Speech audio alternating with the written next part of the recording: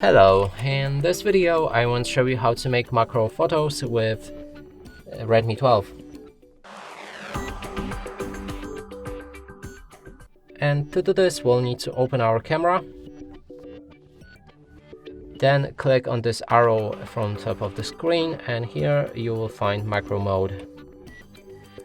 Now lift your phone and place the camera for the object around 3 to 5 centimeters away, and when doing a photo try to be as stable as possible.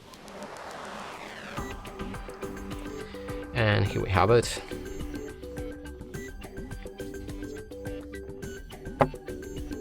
That's how you take a macro photo.